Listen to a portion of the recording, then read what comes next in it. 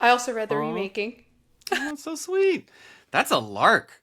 In comparison to Wake Up and Open Your Eyes and pretty much everything else, that is like a walk in the park. That's just like PG vibes. It is, but I think it. So it felt like a love letter to the horror industry and especially the movie industry. But at the Totally. same time, it was kind of a slap on the wrist because we have a culture that's obsessed with retelling tragedy. So it was this parallelism I wanted to talk to you about. Like, are you telling us, like, be careful what we obsess over? Was that just accidental? What are you trying to tell us, Clay? I mean, I think it's that kind of question of like, who gets to tell our stories? God, like that's going back to like 2018, maybe. Um, and Surprise! no, it's wild because um, I can't remember if there was like a specific film. I was kind of like really kind of interested in this idea of. Did you ever watch The Ring? Did you ever see The Yes. Ring? Love The Ring.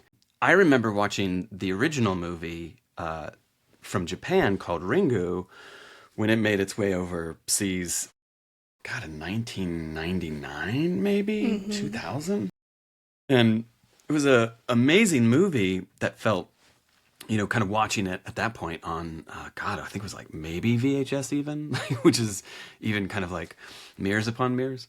But that notion of when it was announced that Ringu was going to be remade into The Ring, I I was like, how do they translate the kind of cultural, like so much of what makes Ringu resonate is that it kind of focuses on this very specific culture's notion of death and Mm-hmm. ghosts and how that kind of permeates everyday life for people living in Japan. I was very curious how that would translate into an American film where we don't, you know, we death is a part of our everyday life in its own kind of way, but not the same way as it is in Japan.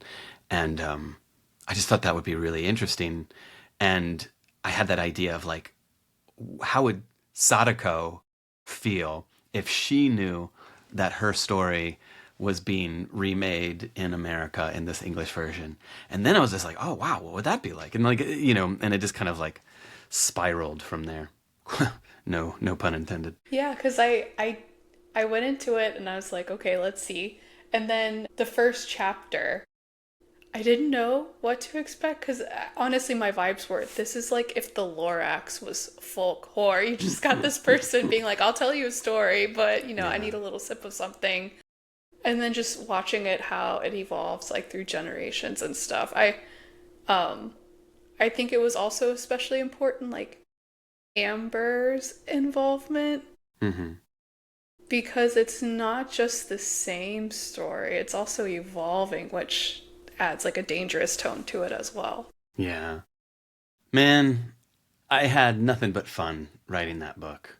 It was pure vibes. I always feel like it's good to be a little critical of who gets to tell our stories. And like me, and like me most of all, like I'm like I want to put myself to task in terms of like who gives me the right to tell this story. And I think like that any writer worth their salt should have that kind of self-reflexive analysis in terms of like why they're telling the stories they want to tell, what gives them the privilege, the right to tell it, and I just wanted that to be there, kind of in the forefront of it.